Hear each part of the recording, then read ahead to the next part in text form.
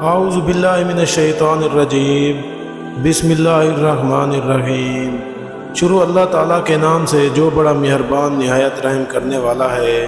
آج کی اس ویڈیو میں تمام دیکھنے اور سننے والوں کو السلام علیکم۔ آج کا ہمارا واقعہ ہے حضرت عزیر علیہ السلام کے بارے میں۔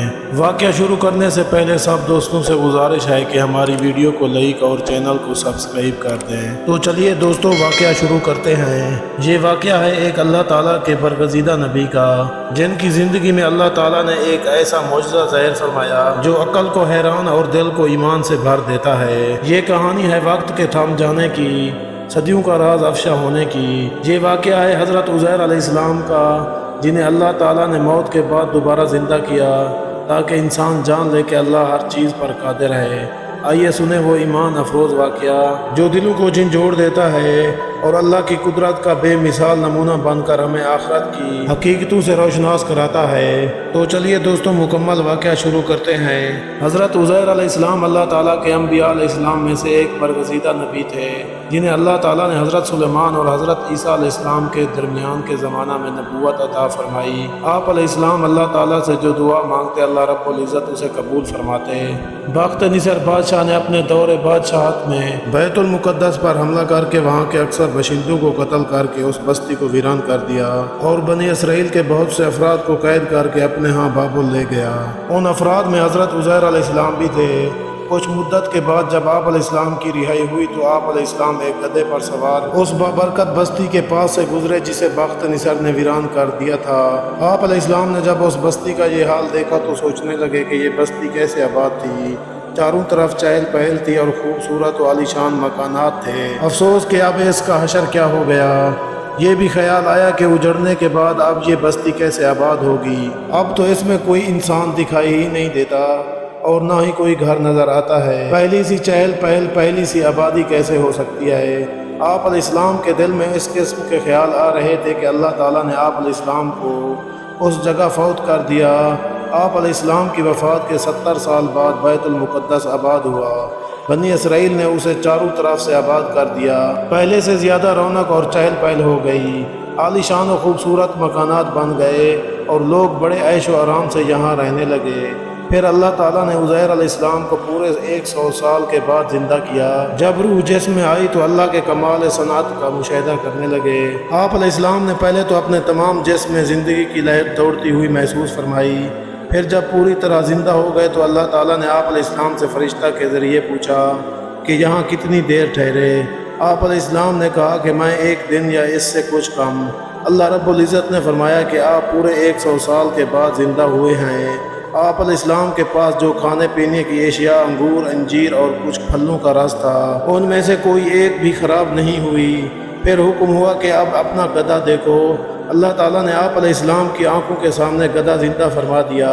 حضرت عزیر علیہ السلام کے فوت ہونے اور دوبارہ زندہ ہونے کے اس واقعہ کو اللہ تعالیٰ نے بعد میں آنے والے لوگوں کے لیے مرنے کے بعد کی زندگی کی ایک نشانی بنا دیا اور واضح کر دیا کہ اللہ تعالیٰ ہی موت اور زندگی کا مالک ہے۔ وہ جب اور جسے چاہے موت دینے کا اختیار رکھتا ہے۔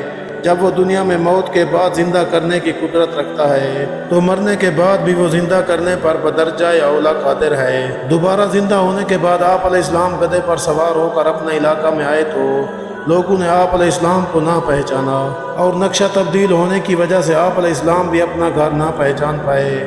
آخر ایک گھر کے سامنے سے گزرے تو وہاں ایک نابینا بوڑھی عورت کو دیکھا جس کی عمر 120 سال ہو چکی تھی۔ وہ آپ علیہ السلام کی ہی لونڈی تھی۔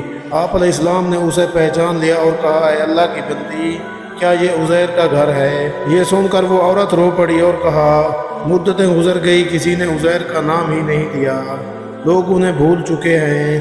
آپ علیہ السلام نے فرمایا، میں ہی عزیر ہوں۔ اللہ تعالیٰ نے مجھے 100 سال مردہ حالت میں رکھنے کے بعد دوبارہ زندگی دی ہے۔ اس نے کہا، سبحان اللہ، عزیر علیہ السلام تو 100 سال لاپتہ ہیں۔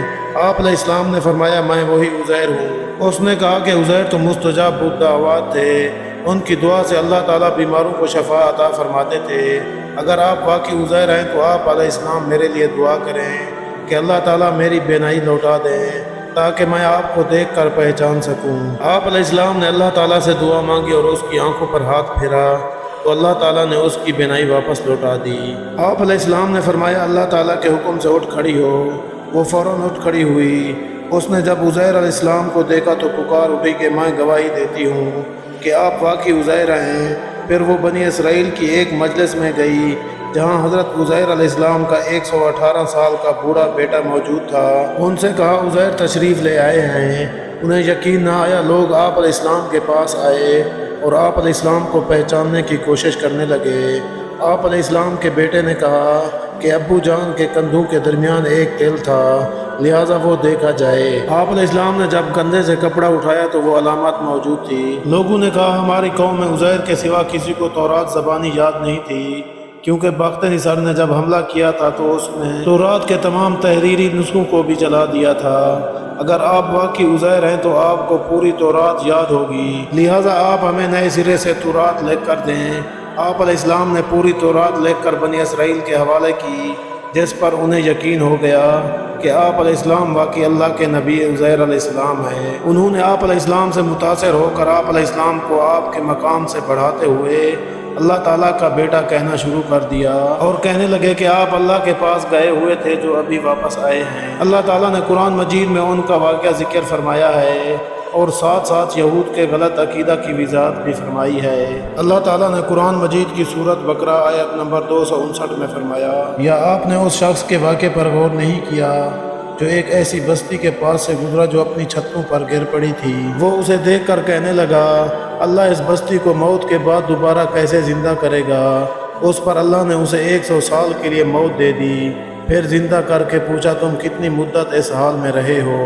اس نے کہا 1 دن یا دن کا کچھ حصہ میں اس حال میں رہا ہوں۔ اللہ نے فرمایا نہیں بلکہ 100 سال تک اس حالت میں رہے ہو۔ اب ذرا تم اپنے کھانے پینے کی چیزوں کو دیکھو کہ وہ اتنی مدت گزرنے کے بعد بھی خراب نہیں ہوئی، اور اپنے گدھے کی طرف دیکھو، یہ سب کچھ اس لیے کیا ہے تاکہ ہم تمہیں لوگوں کے لیے ایک نشانی بنا دیں، اور گدھے کی ہڈیوں کی طرف دیکھو کہ ہم انہیں کس طرح ایک دوسرے سے جوڑتے ہیں پھر ان پر گوشت چڑھاتے ہیں۔ پھر جب حقیقت اس کے سامنے کھل کر آ گئی تو اس نے کہا اب مجھے یقین کامل ہو گیا ہے کہ اللہ ہر چیز پر قادر ہے۔ اللہ تعالیٰ نے قرآن مجید کی سورہ توبہ آیت نمبر 30 میں فرمایا، یہود کہتے ہیں عزیر علیہ السلام اللہ کے بیٹے ہیں، اور نصرانی عیسائی کہتے ہیں مسیح عیسیٰ علیہ السلام اللہ کے بیٹے ہیں۔ یہ تو بے حقیقت باتیں ہیں جو وہ اپنی زبان سے نکالتے ہیں۔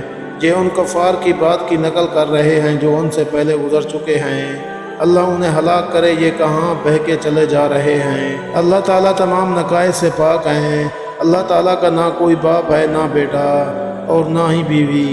یہود نے حضرت عزیر علیہ السلام کو اللہ کا بیٹا ٹھہرایا، عیسائیوں نے حضرت مریم علیہ السلام کو اللہ کی بیوی اور حضرت عیسیٰ علیہ السلام کو اللہ کا بیٹا قرار دیا، اور مشرکین نے اللہ تعالیٰ کے فرشتوں کو اللہ تعالیٰ کی بیٹیاں قرار دیا۔ اللہ تعالیٰ نے ان سب کی باتوں کو بے بنیاد قرار دیا۔ ایک نبی حضرت عزیر علیہ السلام درخت کے نیچے ٹھہرے تو ان کو ایک چیونٹی نے کاٹ لیا۔ انہوں نے چیونٹیوں کے بل کو آگ لگانے کا حکم دیا، لہٰذا آگ لگا دی گئی۔ اللہ تعالیٰ نے ان کی طرف وحی فرمائی کہ آپ کو تو ایک چیونٹی نے کاٹا تھا، اسے سزا دینے کی بجائے آپ نے اللہ کی تسبیح کرنے والی ایک امت بہت سی چیونٹیوں کو جلا ڈالا۔ اور یوں حضرت عزیر علیہ السلام کی زندگی ہمیں یہ سبق دیتی ہے کہ اللہ تعالیٰ ہر چیز پر قادر ہے۔ وہ مردہ کو زندہ کر سکتا ہے، وقت کو روک سکتا ہے، اور ایک لمحے میں بکھری ہوئی ہڈیوں کو جوڑ کر نئی زندگی بخش سکتا ہے۔ بس اے سننے والے کبھی مایوس نہ ہو، اپنے رب کی قدرت پر یقین رکھ، کیونکہ جو رب عزیر علیہ السلام کو دوبارہ زندہ کر سکتا ہے وہ تیرے ٹوٹے ہوئے دل کو بھی جوڑ سکتا ہے۔ اگر آپ کو یہ واقعہ پسند آیا ہو تو چینل کو سبسکرائب کریں، ویڈیو کو شیئر کریں اور اپنے دل کی بات کمنٹس میں ضرور لکھیں۔ تو دوستو یہ تھا آج کا ہمارا واقعہ، امید ہے کہ سب دوستوں کو پسند آیا ہوگا۔ تو دوستو ملتے ہیں اگلی نئی ویڈیو میں، تب تک کے لیے اللہ حافظ۔